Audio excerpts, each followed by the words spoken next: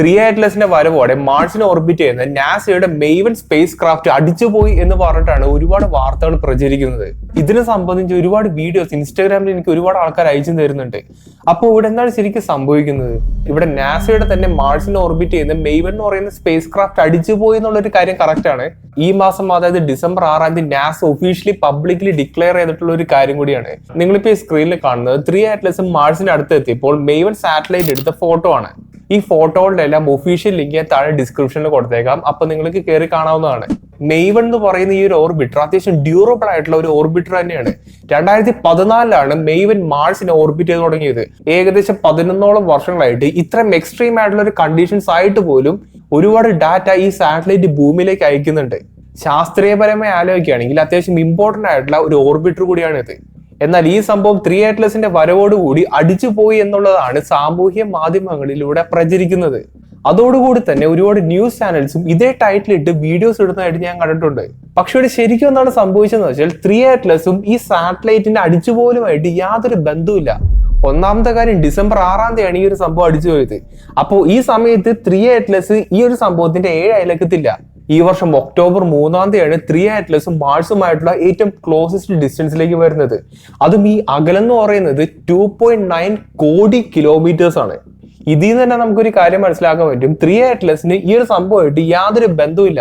ഒന്നാമത്തെ 3 Atlas എന്ന് പറയുന്നത് ഒരു ഏലിയൻ സ്പേസ് ക്രാഫ്റ്റ് ആണെന്ന് പറഞ്ഞാണ് ആദ്യ കാലങ്ങളിലെല്ലാം പ്രചരിച്ചുകൊണ്ടിരുന്നത്. കാരണം ഇത് വളരെയധികം യുണീക്ക് ആയിട്ടുള്ള ക്യാരക്ടറിസ്റ്റിക് ആണ് കാണിച്ചുകൊണ്ടിരുന്നത്. ഈ ലോകത്തിലുള്ള ഒരുപാട് വെൽ റെസ്പെക്ട് ആയിട്ടുള്ള സയന്റിസ്റ്റുമാരടക്കം ഈ ഒരു പോസിബിലിറ്റിനെ തള്ളിക്കളഞ്ഞിട്ടുണ്ടായിരുന്നില്ല. അതുകൊണ്ട് 3 Atlasന് ഈ ലോകം ഒരു എക്സ്ട്രാ ടെറസ്ട്രിയൽ കണ്ണുകളിലൂടെ കണ്ടു എന്നുള്ളത് ശരിയാണ്.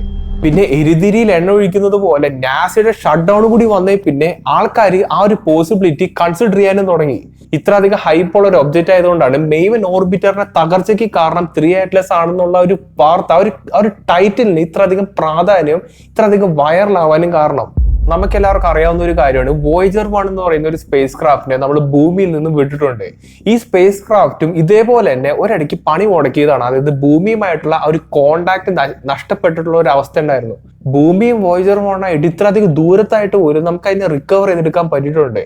അപ്പോൾ Voyager 1 ആയിട്ട് നമുക്ക് മെയ്വൻ ഓർബിറ്ററിനെ കമ്പയർ ചെയ്യാൻ പോലും പറ്റില്ല. കാരണം ഇത് അത്രയ്ക്ക് അടുത്താണ്. മെയ്വൻ ഓർബിറ്ററിന്റെ പ്രധാന ദൗത്യത്തിൽ ഒന്നാണ് ഇതൊരു തരത്തിൽ ഇന്റർമീഡിയറ്റ് ആയിട്ടുള്ള ഒരു സാറ്റലൈറ്റ് ആയിട്ടാണ് വർക്ക് ചെയ്യുന്നത്. മാർസിന്റെ സർവീസിൽ ഒരുപാട് റോവറുകളെ നമ്മൾ അയച്ചിട്ടുണ്ട്, അതായത് ഒരുപാട് വണ്ടികളെ നമ്മൾ അവിടെ കൊണ്ടിട്ടിട്ടുണ്ട്. അപ്പോൾ ഈ റോവറും ഭൂമിയുമായിട്ടുള്ള ആ ഒരു കണക്ഷൻ ഇല്ല, ആ ഒരു കമ്മ്യൂണിക്കേഷൻ ഇല്ലേ, ആ കമ്മ്യൂണിക്കേഷന്റെ ഇന്റർമീഡിയറ്റ് ആയിട്ട് നിൽക്കുന്നത് ഈ പറയുന്ന മെയ്വൻ എന്ന് പറയുന്ന സാറ്റലൈറ്റ് ആണ്. അതായത് ഭൂമിയിൽ നിന്നൊരു സിഗ്നൽ ഈ പറയുന്ന റോവറിലേക്ക് എത്തിക്കണമെങ്കിൽ അത് ആദ്യം പോകുന്നത് ഈ പറയുന്ന മെയ്വൻ ഓർബിറ്ററിലായിരിക്കും. അതിനുശേഷം മെയ്വൻ ഓർബിറ്ററിൽ നിന്ന് ഈ പറയുന്ന മാർസ് റോവറിലേക്ക് സിഗ്നൽ ട്രാൻസ്മിറ്റ് ചെയ്യും. ചുരുക്കി പറഞ്ഞാൽ മെയ്വൻ ഓർബിറ്റർ എന്ന് പറയുന്നത് ഒരു ഇടനിലക്കാരനെ പോലെ നിൽക്കുന്ന ഒരു ഓർബിറ്റർ ആണ്, ഒരു സാറ്റലൈറ്റ് ആണ്. അങ്ങനെ ഒരു സാറ്റലൈറ്റ് ആണ് ഇവിടെ അടിച്ചു പോയിരിക്കുന്നത്. അതിന്റെ മീനിങ് എന്താ വെച്ചാൽ ഈ പറയുന്ന പെർസീവിയറൻസ് റോവർ ആയിക്കോട്ടെ, മാർസിലുള്ള പല റോവറുകളായിക്കോട്ടെ, അവരിലേക്കുള്ള ഒരു കമ്മ്യൂണിക്കേഷൻ, ഭൂമിയിൽ നിന്നുള്ള ഒരു കമ്മ്യൂണിക്കേഷൻ ഇവിടെ ഡിഫിക്കൽട്ട് ആവുന്ന ഒരു സിറ്റുവേഷൻ ആണ് ഇവിടെ സംഭവിക്കുന്നത്. നിങ്ങളിപ്പോ ഈ വീഡിയോ കണ്ടുകൊണ്ടിരിക്കുന്ന ഈ സമയത്ത് പോലും നാസ ഈ ഒരു ഓർബിറ്റർ, അതായത് മെയ്വൻ ഓർബിറ്ററിനെ റിക്കവർ ചെയ്തെടുക്കാനുള്ള ശ്രമത്തിലാണ്. അപ്പൊ നിങ്ങൾക്ക് ഒരു സംശയം ഉണ്ടായിരിക്കും, എന്തുകൊണ്ടാണ് ഈ ഒരു സാറ്റലൈറ്റ് അടിച്ചുപോയത്? അതിനുള്ളൊരു ഉത്തരം നാസയ്ക്ക് പോലും അറിയില്ല. ആ ഒരു കാര്യം പബ്ലിക്ലി ലീക്കായി പോയി, അതായത് മെയ്വൻ ഓർബിറ്റർ എങ്ങനെയാണ് ചീത്തായി പോയത്, അതിന്റെ ഒരു എക്സാക്ട് റീസൺ നാസയ്ക്ക് അറിയില്ല. അതോടൊപ്പം തന്നെ ഈ തൊട്ടടുത്ത് തന്നെ 3 Atlasന്റെ ആ ഒരു സംഭവ വികാസങ്ങളൊക്കെ നടന്നു പോയിട്ടുണ്ട്. അപ്പോ അത് ഇതായിട്ട് ലിങ്ക് ചെയ്തതാണ് ശരിക്കും നമുക്ക് ഇപ്പൊ കാണാൻ കഴിയുന്നത്. അതേസമയം തന്നെ 3 Atlasന്റെ ഒരു പുതിയ പഠനം വന്നിട്ടുണ്ട്. അത് അത്യാവശ്യം മിസ്റ്റീരിയസ് ആയിട്ടുള്ള ഒരു കാര്യം തന്നെയാണ്. നിങ്ങളുടെ കൈവശം അത്യാവശ്യം കൊള്ളാവുന്ന ഒരു ടെലിസ്കോപ്പ് ഉണ്ടെങ്കിൽ ഇന്ന്, അതായത് ഡിസംബർ 19 നിങ്ങൾക്ക് 3 Atlasനെ വളരെ ക്ലിയർ ആയിട്ട് കാണാൻ കഴിയും. കാരണം ഭൂമിയും 3 Atlasുമായിട്ടുള്ള ഏറ്റവും ക്ലോസസ്റ്റ് ഡിസ്റ്റൻസ് വരുന്നത് ഈ ഒരു ദിവസമാണ്. നിങ്ങളിപ്പോ ഈ കാണുന്നത് ഡിസംബർ 15 എടുത്ത 3 Atlasന്റെ ഫോട്ടോഗ്രാഫാണ്. ഈ ഫോട്ടോഗ്രാഫ് എടുക്കുന്ന സമയത്ത് 3 Atlas ഭൂമിയുമായിട്ട് അധികം ഡിസ്റ്റൻസിനൊന്നല്ല നിൽക്കുന്നത്. അതുകൊണ്ട് തന്നെ നമുക്ക് ഈ ഒരു സംഭവത്തെ വളരെ ക്ലിയർ ആയിട്ട് കാണാൻ കഴിയും. നിങ്ങൾ ഈ ഫോട്ടോഗ്രാഫ് ഒന്ന് സൂക്ഷിച്ച് നോക്കിക്കഴിഞ്ഞാൽ ഒരു നല്ല രീതിയിലുള്ള ആന്റി ടെയിൽ നമുക്കിവിടെ കാണാൻ കഴിയും. ഈ ആന്റി ടെയിലിന്റെ ഓപ്പണിംഗ് ആംഗിൾ എന്ന് പറയുന്നത് 8 ഡിഗ്രീസ് ആണ്. ഇവിടെ ഈ ഓപ്പണിംഗ് ആംഗിൾ എന്ന് പറയുന്ന ഒരു ടേം ഞാൻ പറഞ്ഞായിരുന്നു. അതിന്റെ മീനിങ് എന്താണ് ഞാൻ പറഞ്ഞുതരാം. സാധാരണ ഒരു ടോർച്ചിന്റെ ലൈറ്റ് എടുത്ത് നോക്കിക്കഴിഞ്ഞാൽ അതിന്റെ പ്രകാശം വരുന്നത് ഇങ്ങനെയാണ്, അതായത് വൈഡ് ആയിട്ടാണ് ഇങ്ങനെ പോകുന്നത് അല്ലെ.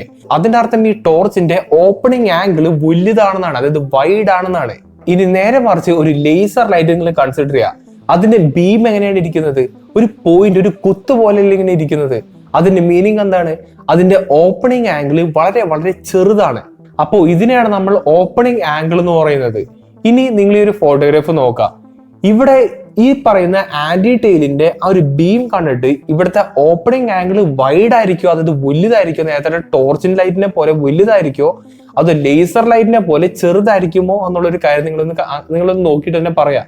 ഇവിടെ 3 അറ്റ്ലസിന്റെ ആന്റി ടെയിലിന്റെ ഓപ്പണിംഗ് ആംഗിൾ എന്ന് പറയുന്നത് വെറും 8 ഡിഗ്രീസ് മാത്രമാണ്. അത് അത്യാവശ്യം നാരോ ആയിട്ടുള്ള ഒരു ആംഗിൾ തന്നെയാണ്. അതുകൊണ്ട് തന്നെ ഒരു 8 ഡിഗ്രി ഓപ്പണിംഗ് ആംഗിളോട് കൂടിയിട്ടുള്ള ഒരു ബീം നമുക്കിവിടെ കാണാൻ കഴിയും. ഞാനിപ്പോ ഈ പറഞ്ഞത് ഈ ഒരു പ്രതിഭാസത്തിന്റെ ശാസ്ത്രീയമായിട്ടുള്ള വശം മാത്രമാണ്. പക്ഷേ ഇത് സാധാരണ ഒരാൾ നോക്കുകയാണെങ്കിൽ, ഈ ഒരു ഫോട്ടോഗ്രാഫിനെ സാധാരണ ഒരാൾ നോക്കുകയാണെങ്കിൽ 3 അറ്റ്ലസിന്റെ പിൻഭാഗത്ത് ഒരു തരത്തിലുള്ള റോക്കറ്റിന്റെ എഞ്ചിൻ ഫയർ ചെയ്യുന്ന രീതിയിലാണ് നമുക്ക് ഇവിടെ കാണാൻ കഴിയുന്നത്. ഒരു ലേസറിന്റെ ബീം പോലെ നാരോ ആയിട്ടുള്ള ഒരു ബീമിന്റെ അപ്പിയറൻസ് ഇവിടെ ഉള്ളത് കൊണ്ടാണ് സയന്റിസ്റ്റുമാർ ഇതിനെ കോളിമേറ്റഡ് ആന്റി ടെയിൽ എന്ന് വിളിക്കുന്നത്. 3 അറ്റ്ലസ് സൂര്യനെ ചുറ്റി ഇങ്ങനെ വന്നപ്പോൾ സൂര്യന്റെ ഗ്രാവിറ്റേഷൻ ഫീൽഡ് കാരണം ഇത് പോവേണ്ട വഴിയിൽ നിന്ന് ഏകദേശം ഒരു 16 ഡിഗ്രി ഡീവിയേറ്റ് ചെയ്തിട്ടാണ് അതിപ്പോ പൊക്കോണ്ടിരിക്കുന്നത്.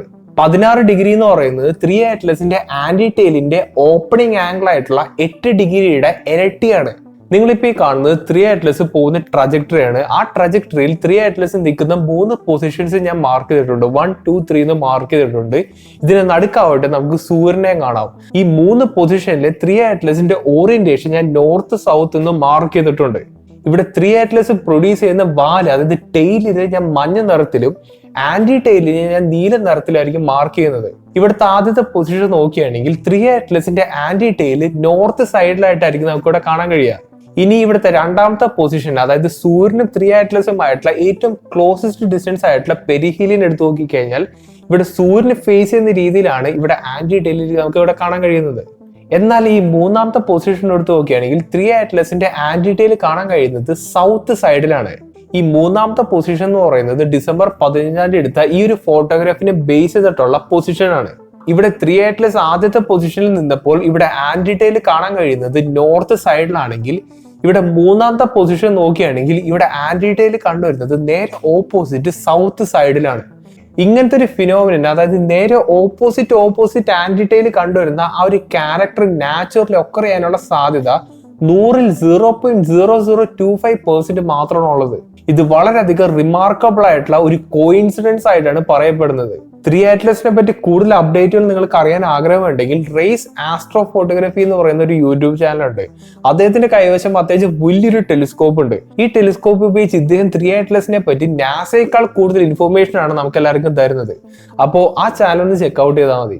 3 അറ്റ്ലസിനെ പറ്റി ഒരു മേജർ അപ്ഡേറ്റ് എന്ന് പറയാനായിട്ട് എനിക്ക് ഒരു കാര്യം മാത്രമേ തോന്നിയിട്ടുള്ളൂ. ബാക്കിയുള്ളതൊക്കെ ജസ്റ്റ് പറഞ്ഞ കാര്യങ്ങളാണ് ഇങ്ങനെ പറഞ്ഞു പോകുന്നത്. അതോടൊപ്പം തന്നെ ഭൂമിയുമായിട്ടുള്ള ഏറ്റവും ക്ലോസസ്റ്റ് ഡിസ്റ്റൻസിൽ എത്തുന്ന ഒരു ദിവസം കൂടിയാണ് ഇത്. അപ്പോൾ അതിന്റെ ഇമ്പോർട്ടൻസ് ഉണ്ടാവും. അപ്പോൾ അതിന്റെ ഒരു അപ്ഡേറ്റ് നമുക്ക് ഇനി കിട്ടിയിട്ട് വേണം എനിക്കൊരു വീഡിയോ ചെയ്യാനായിട്ട്.